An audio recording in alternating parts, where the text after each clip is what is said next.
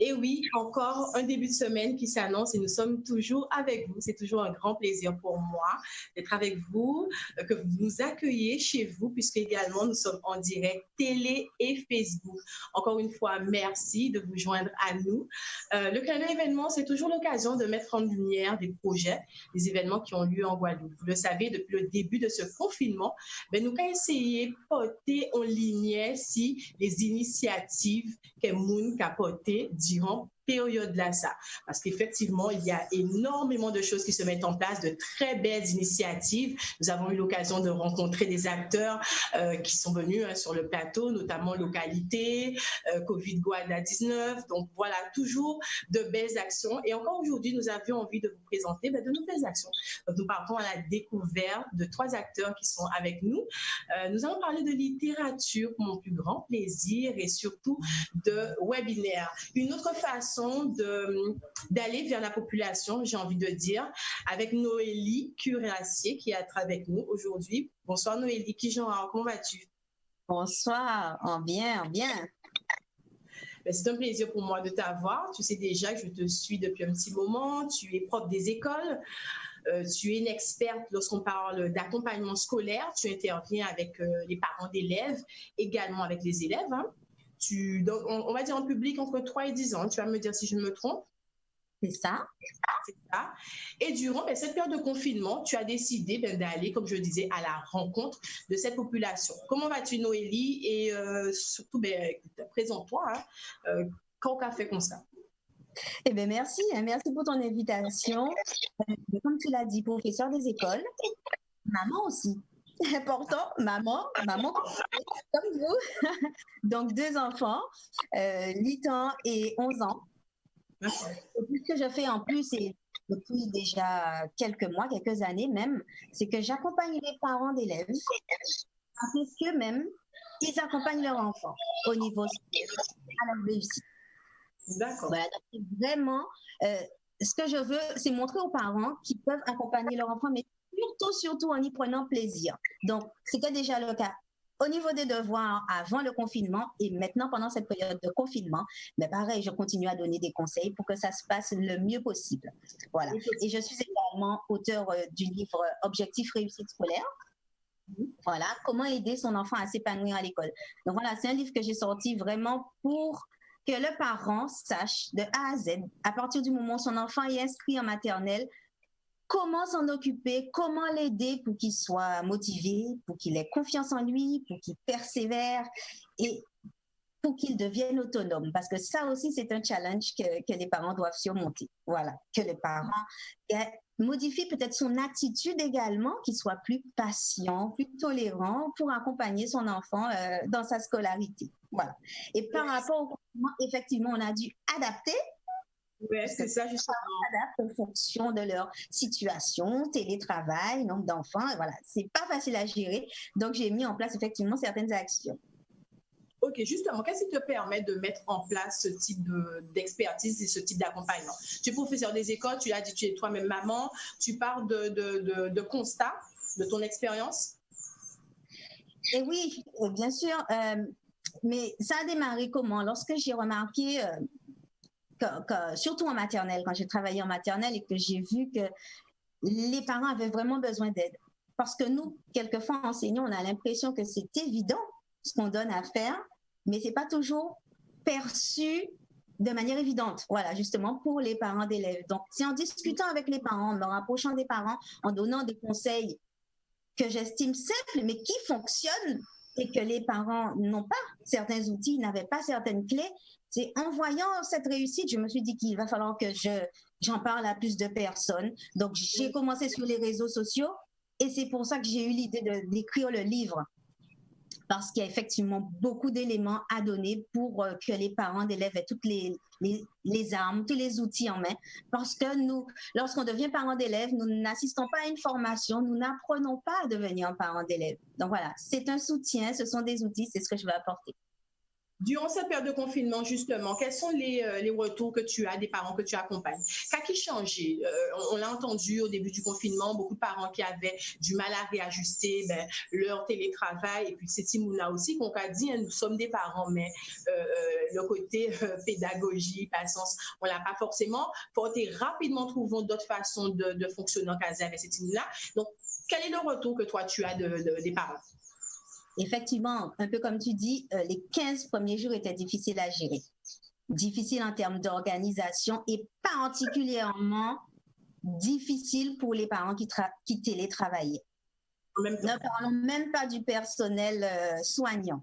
Alors là, c'était un stress pas possible pour les parents et mettre après la tête sur les devoirs ou les activités que transmettaient les enseignants, c'était quasiment impossible pour certains. Mais au fur et à mesure, les parents, à ce que j'ai vu, hein, se sont organisés et arrivent à plus ou moins gérer. Par contre, une autre tendance que j'ai constatée là, à la rentrée, là, après les vacances de Pâques, c'est une démotivation des enfants. Donc, ce n'est pas évident, voilà. Et c'est pour ça aussi que je propose aux parents de rester un peu dans le bain avec nous. Donc, j'ai mis en place un club pour que les parents puissent discuter, se motiver et rester ensemble, bénéficier des conseils pour pouvoir accompagner les enfants et garder le rythme. C'est pas évident de mettre en place un rituel, un planning et de le respecter. Comment rejoindre ton club, justement? Alors, comme je le disais en début d'émission, pour ceux qui nous rejoignent actuellement, en cette période de confinement, nous ne sommes pas sur les événements extérieurs, mais nous sommes vraiment sur les initiatives qui sont mises en place de part et d'autre pour un petit peu motiver, occuper la population, instruire, informer, etc. Donc, Noélie est avec nous parce que Noélie est professeure des écoles. Elle est également auteure. Tu as également un site, l'école à Noélie, où tu donnes beaucoup de conseils, beaucoup d'astuces également. Et tu es en train de nous parler des astuces, des méthodes que tu mets en place et que tu recommandes également aux parents pour qu'ils appliquent durant cette période de confinement qui n'est pas toujours évidente. Le club des parents, comment ça se passe, Noélie? Le club des parents, c'est vraiment un espace d'échange, donc principalement en ligne. Donc, c'est une fois par semaine, on échange. Ça peut être autour d'un sujet complètement pédagogique. Hein. On a du mal à faire la soustraction, puisque lorsque nous, on a appris la soustraction, c'était une méthode. Maintenant, on constate que l'enfant a une autre méthode. Il y a des parents qui sont perdus à ce niveau. Et on comprend, c'est pas évident. Donc, ça peut être un thème complètement pédagogique ou un thème plus élargi, j'ai envie de dire transversal. On va parler de concentration, on va parler de motivation, etc.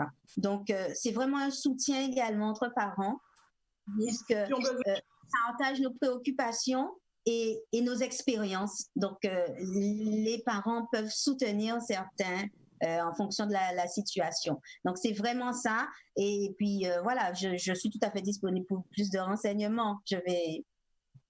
Je suis là pour vraiment accompagner en fonction des cas aussi. C'est ça. Super. Mais tu restes avec nous. Nous allons parler dans un petit moment des webinaires que tu mets également en place. Un rendez-vous justement qu'on appelle lecture partagée qui aura lieu très bientôt. Et on va revenir également sur un de tes événements, le Web Café, où tu mettais justement, tu parlais des astuces pour un confinement plus agréable avec les parents. Reste avec nous. Nous allons faire un petit tour du côté de Madame Francesca Faithful qui est avec nous. Comment allez-vous? Très bien, merci. Bonsoir à tout le monde. Bonsoir aux téléspectateurs de Canal 10. Bonsoir à vous. Merci d'être avec nous. Hein. Vous êtes adjointe au maire de la ville des Abîmes et vous êtes chargée de la culture. Et vous êtes avec nous. Encore, on le disait, des initiatives qui sont mises en place. Et là, on parle vraiment d'une initiative innovante, nouvelle. Vous me direz si ce n'est même pas la première fois. On va dire que la ville des Abîmes organise ce qu'on appelle un café littéraire numérique. C'est ça? Oui, c'est bien cela. Alors, avant toute chose, je voudrais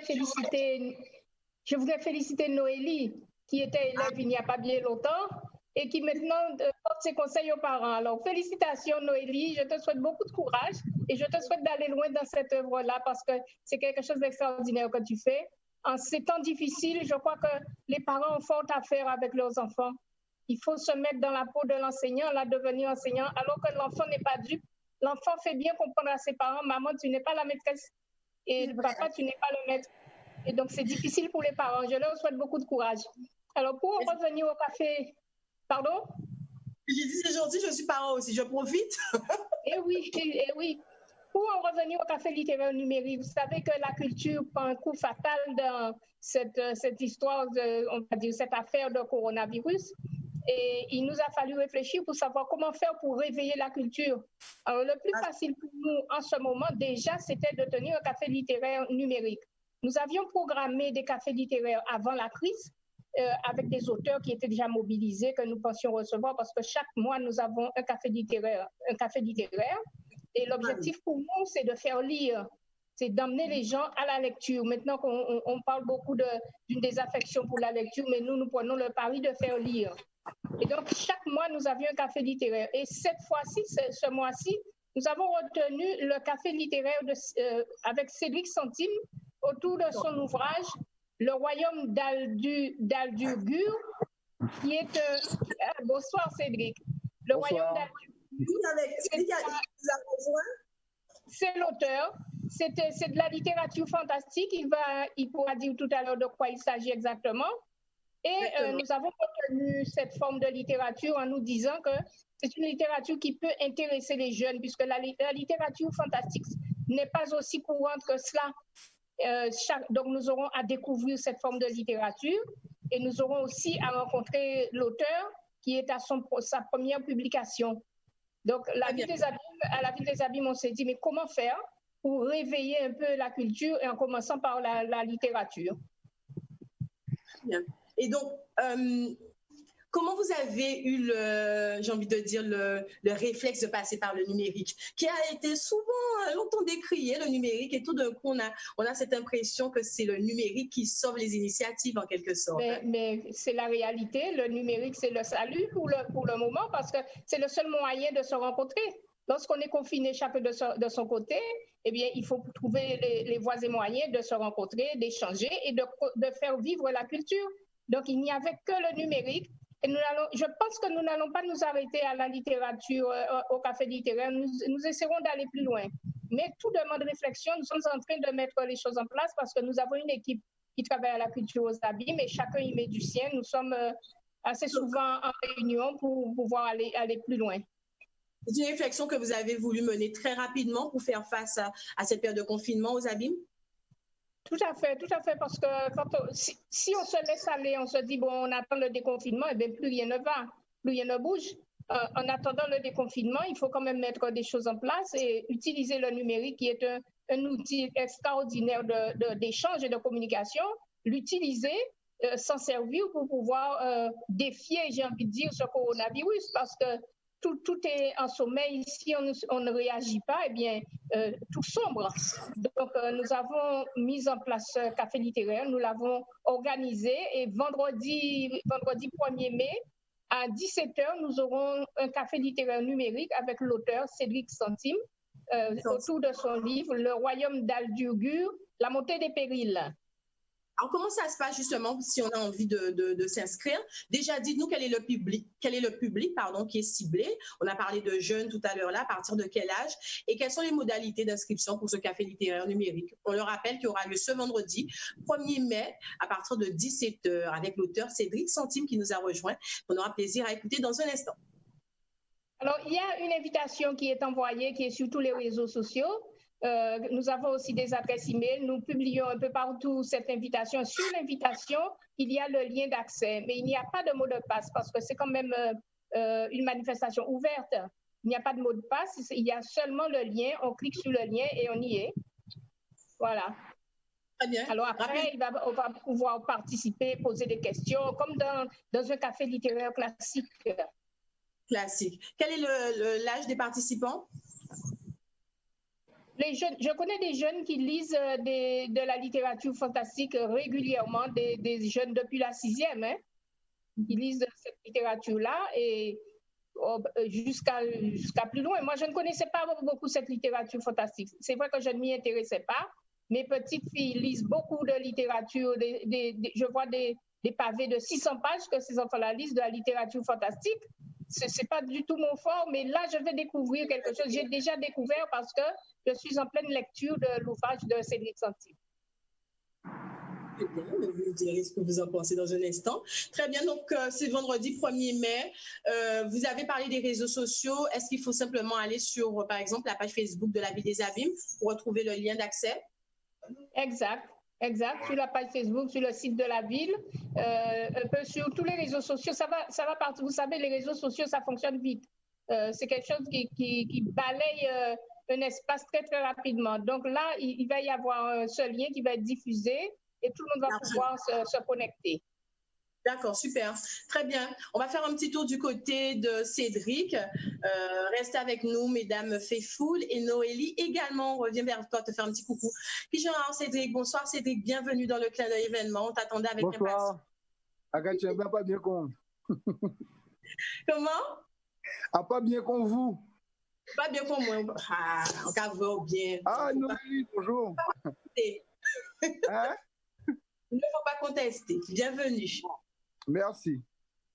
Alors, tu nous prépares un café littéraire en collaboration avec la Ville des Abîmes qui aura lieu ce vendredi 1er.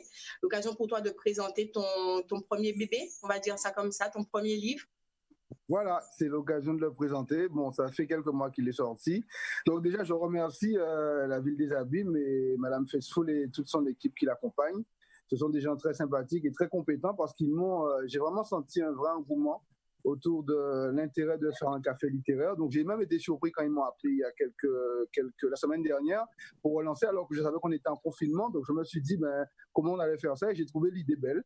Donc, déjà, merci à eux de s'intéresser à un type de littérature qui n'est pas forcément habituel ici. Donc, effectivement, c'est mon premier bébé, le Royaume d'Aldurgur. C'est de l'heroic fantasy. Donc, il y a un monde imaginaire avec des héros, KPP. C'est assez... particulier, mais c'est un voyage épique et qui est très agréable. Donc, tout ce qui... Alors, tu posais la question tout à l'heure à Madame Faithful, pour quel âge? J'ai envie de dire de 5 à 117 ans.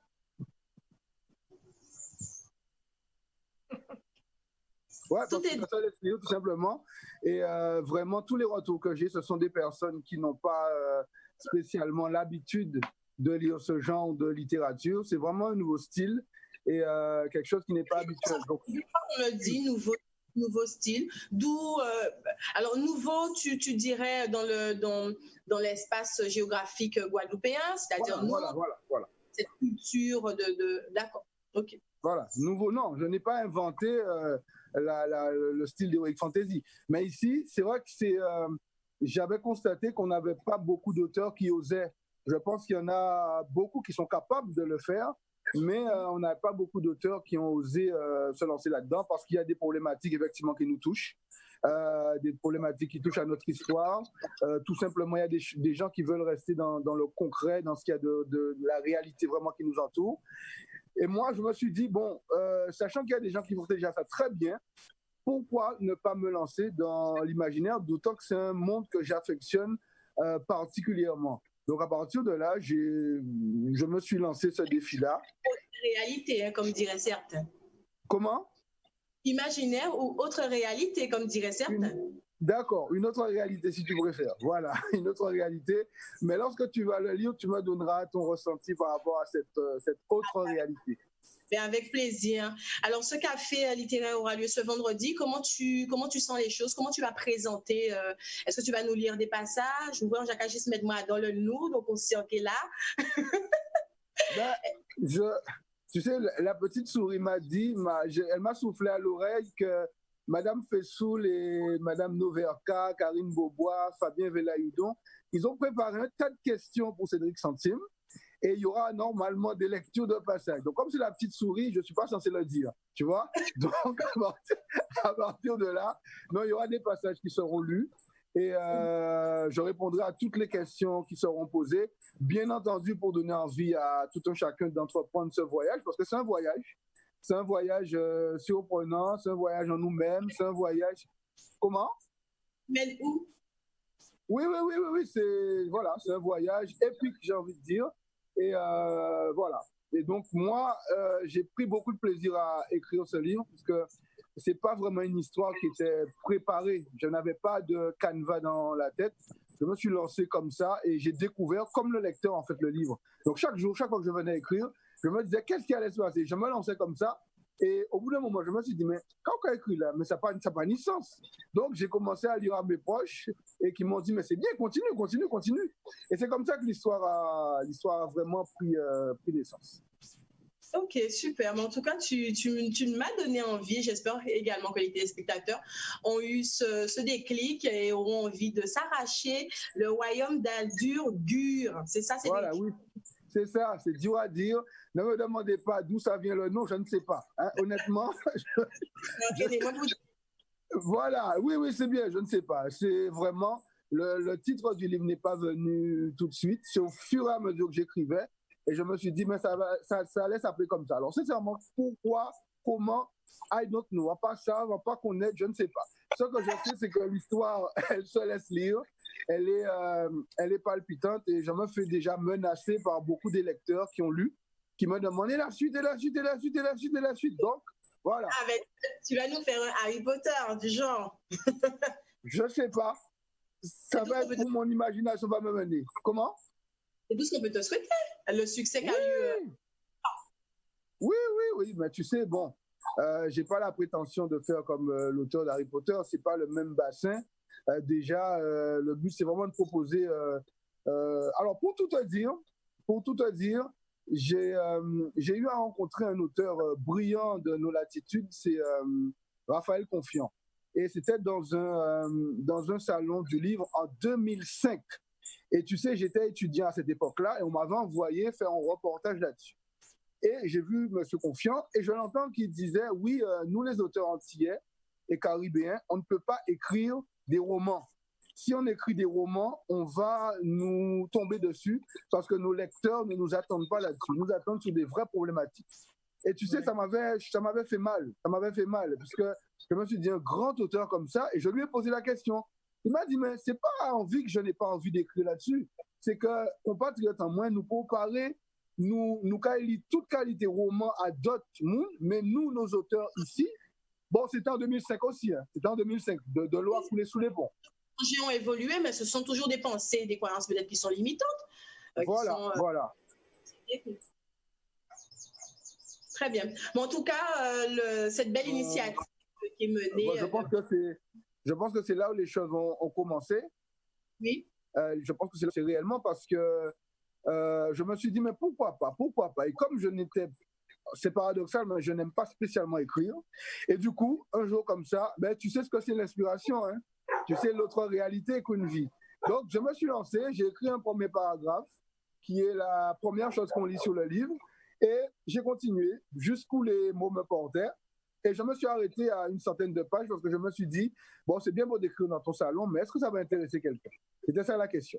Donc, ça intéresse les gens que tu aimes, qui te disent c'est bien, mais comme yo aimé, est-ce que ça vous embitin? Ah, pas ça. OK?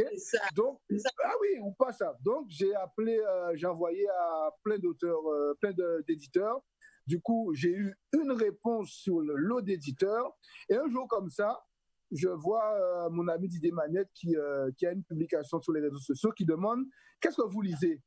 Et là, je lui dis « Je lis mon livre. » Il me dit « Mais c'est quoi ?» Je lui dis « Mais non, mais Didier, le livre que j'écris, ce n'est pas un livre qui va intéresser forcément les Caribéens. » Et là, il m'a répondu « Non, on va raconter n'importe butin parce que auteur-là caribéen, donc c'est bon. » Et du coup, quand il a été charmé par le livre, donc j'ai forcément basculé avec les éditions Negmaron, puisque c'est notre bassin. C'est un éditeur qui nous accompagne, qui accompagne beaucoup d'écrivains ici. Donc j'ai fait ce choix-là. J'avais 2 choix. Je n'avais pas 10. J'ai fait le choix des éditions Negmaron. Et c'est comme ça que l'aventure a vraiment commencé. Une belle aventure guadeloupéenne. Madame Francesca Féfou, on leur rappelle le rendez-vous, c'est ce vendredi. Ce vendredi à 17h, Café littéraire numérique de Cédric Centime, le royaume d'Aldur-Gur. Alors, pour se procurer l'ouvrage Cédric, on peut s'adresser à qui? Alors, on peut s'adresser à Didier Manette des éditions Negmaron. Alors, il va m'en vouloir. Je vais faire une manipulation rapide pour donner son numéro parce qu'effectivement, les éditions Negmaron continuent de livrer les clients qui le souhaitent par le biais de BIS Librairie. Donc, pour avoir plus d'informations, parce que Didier, ils font la livraison et tout. Donc, pour avoir plus d'informations, on appelle Didier Manette des éditions Negmaron. Voilà, je vais trouver le numéro. C'est fait. 38 56 12, c'est un portable. 06 90 38 56 12 et il vous donnera comment faire pour avoir justement accès au royaume d'El Djougbour et vous pourrez facilement découvrir ce bel univers.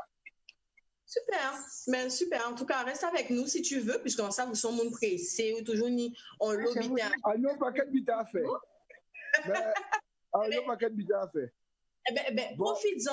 Un petit coucou à tes lecteurs ou téléspectateurs qui te regardent. On le rappelle, nous sommes en direct Canal 10, donc sur les écrans de télé, mais également sur le direct Facebook de Canal 10. Donc, profites-en, fais un petit coucou aux téléspectateurs, aux lecteurs, et puis à ceux qui viendront à ce webinaire, te découvrir ta lecture, et puis après, ça nous calait sur bâti. Je voulais dire, Cédric, que Marie et mon fils ont lu ton livre en un temps record. Ben, c'est ça, c'est ce qu'il m'a dit. OK.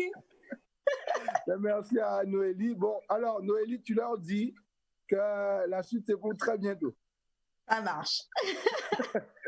Donc, merci à eux. Donc, merci à tous ceux qui regardent cette émission, tous ceux qui t'accompagnent à Queen Vie. Merci à ceux qui entreprendront le voyage. Merci encore à la Ville des Abîmes, parce que c'est inédit un café littéraire numérique. Donc, commencer avec moi, qui est un premier ouvrage, je me dis merci beaucoup. Hein. Ils auraient pu commencer avec un livre très concret comme l'école à Noélie, par exemple, hein, pour justement accompagner les enfants dans cette période de confinement. Mais donc, merci à eux. Donc, alors, rendez-vous à 17h sur la plateforme Zoom avec toute l'équipe de la Ville des Abîmes, de la culture, Madame Francesca Faithfull, Anna Noverka, Karine Beaubois, Fabien Velayoudon, qui va très bien orchestrer tout ça. Ce sont des gens qui ont vraiment travaillé. Donc, on va répondre à toutes les questions que vous vous posez. On va vous donner envie de lire ce livre-là.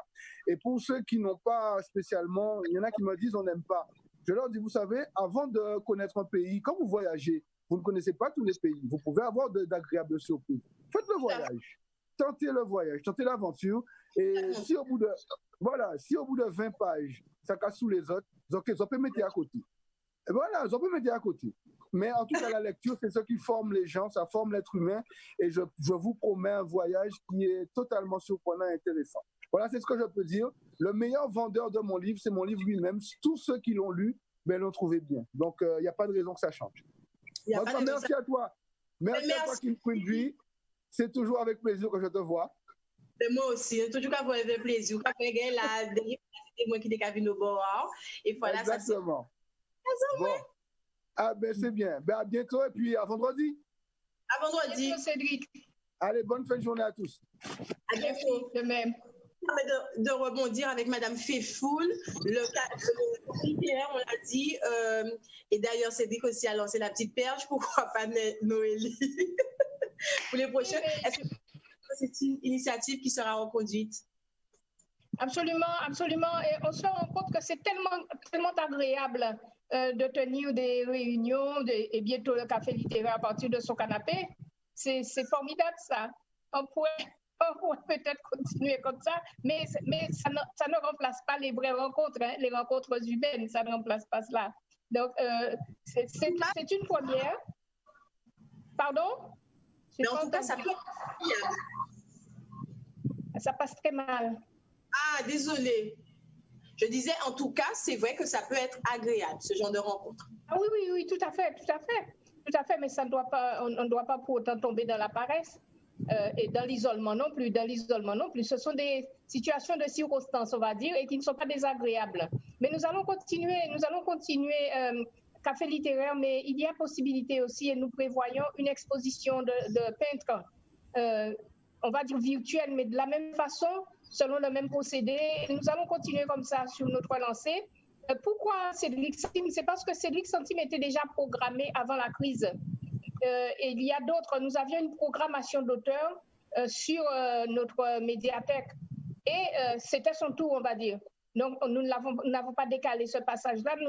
Nous avons gardé l'auteur. Et puis voilà, c'était son tour. Eh bien, il passe. Oui. Alors, la littérature fantastique, oui. Nos cafés littéraires sont divers parce que nous avons eu aussi des cafés littéraires spécial poésie. Il n'y a pas que le roman en littérature, il y a la poésie, il y a aussi cette forme de littérature fantastique que nous allons découvrir. Et il y a tout un tas de possibilités. Et nous tenons des débats aussi lors de nos cafés littéraires. Donc, c'est développer la culture, aider la culture à aller plus loin. Et je disais en début de conversation que la culture a pris un mauvais coup et paye un lourd tribut à cette crise. Et nous allons essayer au niveau de la Ville des Abîmes d'accompagner les artistes, les intermittents du spectacle au-delà de ce café littéraire, hein, parce que nous avons des activités culturelles habituellement. Nous avons des passages dans notre auditorium Pierre-Édouard Décimus, nous avons des auteurs, nous avons des spectacles, des prestations théâtrales. Donc, nous devons penser à toutes ces personnes-là qui sont restées un peu sur le carreau, on va dire trivialement, et nous allons voir comment les accompagner, comment les aider à remonter la pente, même si nous n'arrivons pas à les mettre au même niveau qu'ils étaient avant la crise, mais il faut quand même leur donner un coup de main. Et nous sommes en train d'y penser parce que les grands festivals du genre ILO Jazz, ce sont des festivals qui se feront, mais à une échelle moindre, parce que vous pensez bien que le budget que nous avions, il n'est pas extensible ni à Cap Excellence ni à la Ville des Abîmes. Et il a fallu, dans un premier temps, accompagner les gens au plan social. Donc, beaucoup d'aide sociale, beaucoup d'accompagnement, on va dire au détriment de la culture, mais nous n'allons pas laisser mourir la culture quand même. Elle va reprendre vie progressivement, mais elle va reprendre vie. En tout cas, n'hésitez pas à revenir dans le clin d'œil événement qui, je le rappelle, est une plateforme médiatique pour vous permettre de communiquer sur les événements à venir qui se font donc en Guadeloupe. Donc, n'hésitez pas, dès que vous avez des nouvelles, voilà, des prochains événements, vous venez sur notre plateforme. Ce sera avec notre plus grand plaisir de vous accueillir à nouveau, Madame Teffoul. Merci beaucoup. Je sais l'investissement, l'implication de Canal 10 dans le développement de notre société à tous les niveaux. Canal 10 est toujours là. Donc, merci à Canal 10 pour le travail que vous effectuez, mais à tous les niveaux, hein. Merci beaucoup, merci. Puis vous restez avec nous. On retourne du côté de Noélie, hein, qui est toujours présente. Noélie, on le disait, on l'a vu avec le café littéraire de la Ville des Abîmes, avec l'auteur Cédric Santine qui était avec nous, pour mon plus grand plaisir. On l'a dit, on s'adapte, par période de confinement, hein, il faut être créatif. Et toi également, on peut dire ça, tu as adapté ta façon de rencontrer ton public, ta façon de leur apporter tes conseils, ton expertise. Et on le disait, rendez-vous lecture partagée, c'est une rencontre que vous proposez également et qui aura lieu ce 2 mai. La lecture pour les jeunes. On va innover, hein? On va tester une lecture pour le plaisir en ligne. Donc, le principe, c'est tout simplement de s'inscrire. Pareil, ça aura lieu en visioconférence, pareil sur l'application Zoom. Et nous, Lydie et moi, nous allons lire aux enfants. Donc, nous offrons une lecture, c'est le principe de la lecture offerte aux enfants. Donc, on aura 2 temps de lecture, 18h à 18h30 pour les maternelles et pour les élémentaires, une autre histoire, un autre temps de lecture. Voilà, le parent à côté, mais surtout cette fois-ci, on va s'adresser aux enfants pour changer. Et ça va permettre également aux parents peut-être qui ne raconte pas régulièrement des histoires à son enfant, de voir comment on fait, pourquoi pas, et de reproduire. Parce que la lecture, c'est important. Hein? On en parlait avec Mme Velayoudon, c'est vraiment la culture, c'est une façon de s'évader, c'est une façon d'apprendre la syntaxe, d'être familiarisé à du lexique nouveau également. Et puis, écouter un texte, c'est différent que de le lire. Écouter une histoire, voilà, par une autre personne que le parent aussi, c'est une compétence. Donc, on va éveiller les enfants un petit peu à ça. Reprends ta question, s'il te plaît. Une concentration pour l'enfant également. Ça demande la concentration, effectivement, déjà lorsqu'on est en présentiel, mais là, ça va être un autre exercice, hein, face à l'écran. Hein, les enfants aiment les dessins animés et sont très captivés lorsqu'il s'agit de dessins animés. Là, ça va être une histoire. On va montrer les images, effectivement. On va peut-être poser des questions. Donc, on va voir aussi, on va tester. Ça va être l'occasion de tester leur concentration. Est-ce qu'il y aura un partage avec les parents ou les enfants qui voudront peut-être poser des questions? C'est l'idée. Alors, c'est d'abord offrir la lecture. C'est le principe de la lecture offerte. Et après, bien sûr, il y aura un temps d'échange. Donc, c'est un petit peu ce qu'on fait. Alors, il y a 2 principes. Il y a conférences que je donne en ligne, les webconférences, donc sur un sujet donné où c'est principalement moi ou une autre intervenante, ou moi et mes invités qui dispensons. Et là, en l'occurrence, je travaille avec une collègue qui s'appelle Lydie et qui va également lire avec moi. Mais là, c'est un autre concept, c'est un plus petit comité et on va pouvoir discuter, échanger avec effectivement l'enfant pour avoir ses impressions, son ressenti. Hein, ça fait travailler également l'intelligence émotionnelle. C'est très important d'avoir le retour. Donc, on aura un petit temps également pour ça après la lecture offerte. Le principe de la lecture offerte, c'est qu'on écoute et on en profite. Mais on peut discuter. Comment vous choisissez les livres? Est-ce que c'est en fonction de, je sais pas, est-ce que c'est au hasard? Est-ce que c'est en fonction du public qui est en face de vous? Est-ce que vous avez pris une thématique d'actualité pour faire un petit clin d'œil à ce qu'on vit et faire passer des messages? Comment ça se passe? Alors là, pour ce samedi, ça va être la surprise. Hein? C'est pour ça que je voudrais aussi que tout le monde se connecte.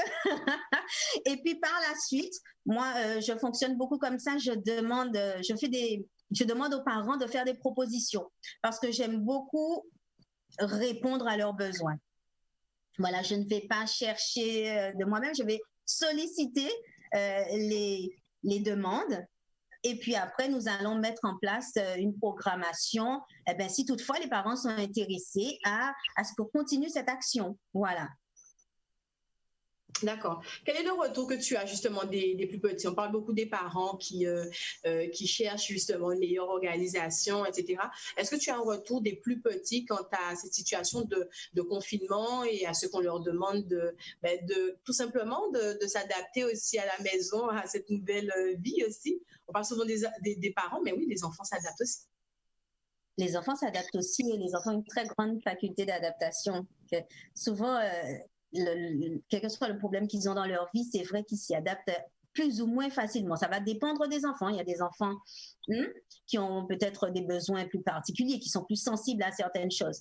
Mais dans le cadre de ce confinement, de manière générale, les enfants se sont plus ou moins bien adaptés, mais au fil du temps, là, au bout de 3-4 semaines, les enfants ont quand même ressenti le besoin de voir leurs camarades, de retourner à l'école, de voir leur maîtresse, leur enseignant. Donc voilà, c'est ce que je dis aux parents aussi, de beaucoup discuter avec l'enfant, si possible de leur permettre d'appeler leurs camarades, d'échanger avec la maîtresse si c'est possible aussi, ne serait-ce qu'en webconférence. Et il y a beaucoup d'enseignants qui font des classes virtuelles, donc ça aide énormément.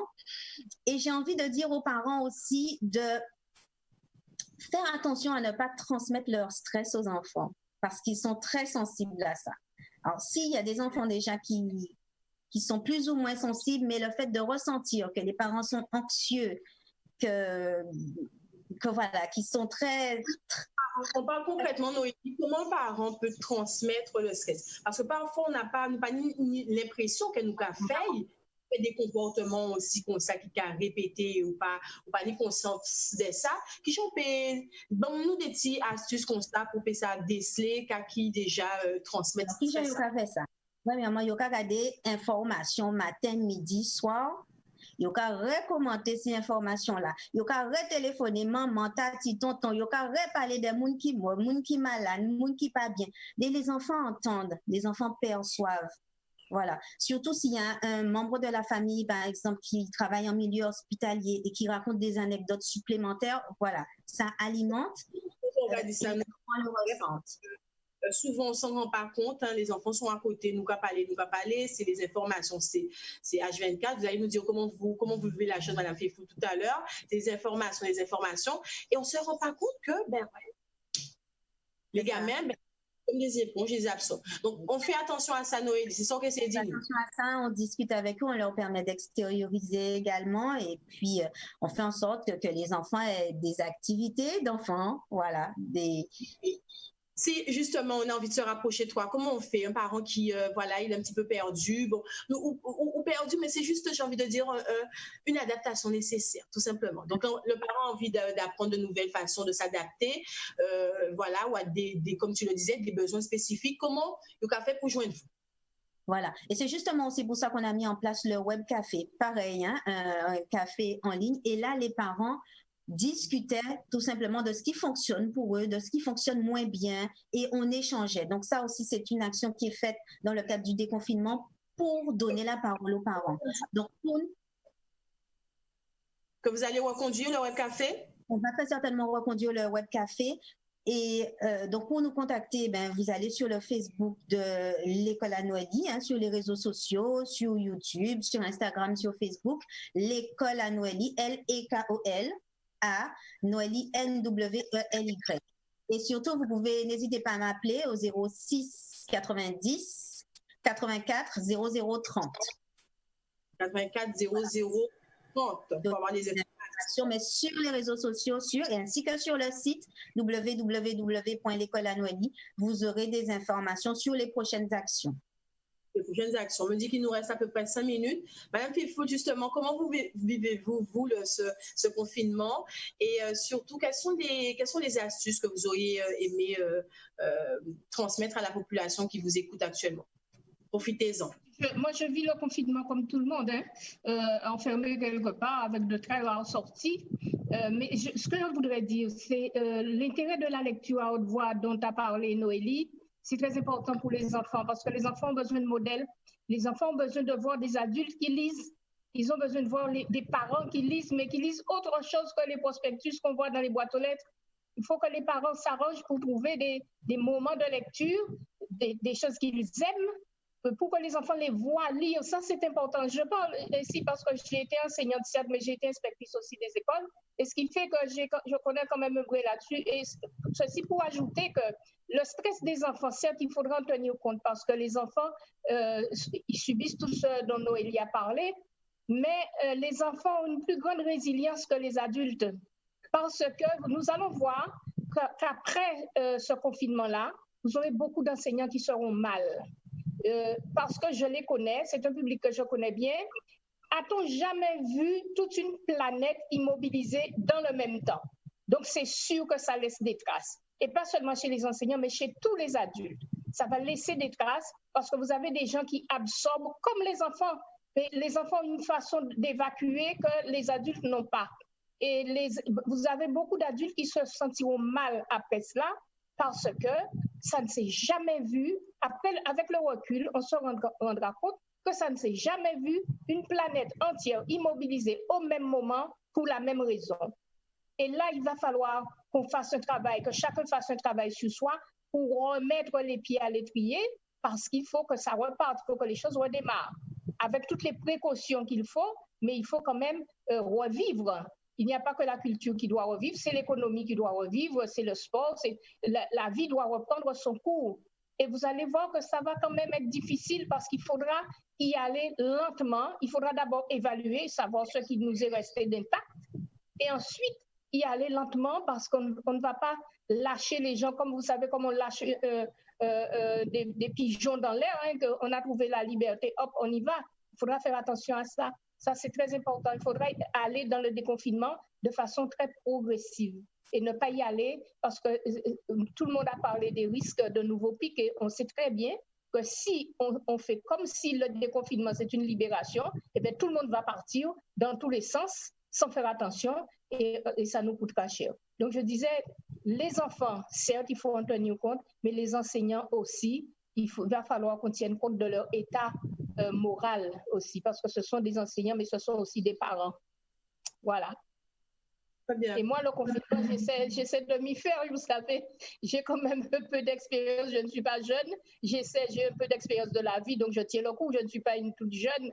Et puis, j'ai mes enfants, on échange, on a une façon d'échanger entre nous, donc on tient le coup, quoi. Super. Voilà. En tout cas, merci pour ces merveilleux conseils de fin que nous allons retenir. Noélie, il ne nous reste pas beaucoup de temps, mais on va écouter attentivement les conseils, les astuces que tu peux donner à tous ceux qui te regardent. C'est l'occasion, profites-en. D'accord. Alors, je voulais préciser aussi que l'école à Noélie s'adresse à tous les enfants, c'est-à-dire les enfants aussi qui ont des besoins particuliers. S'il y a des enfants en situation de troubles autistiques, de troubles de trisomie, ce sont des enfants qui souffrent de dyslexie, tous les parents sont invités à se rapprocher de nous et à communiquer avec nous lors des différentes manifestations telles que le web café qu'on met en place. Alors, ce que je pourrais dire surtout aux parents, comme petit conseil, c'est de bien structurer le temps pour ne pas se laisser dépasser par l'énergie débordante des enfants.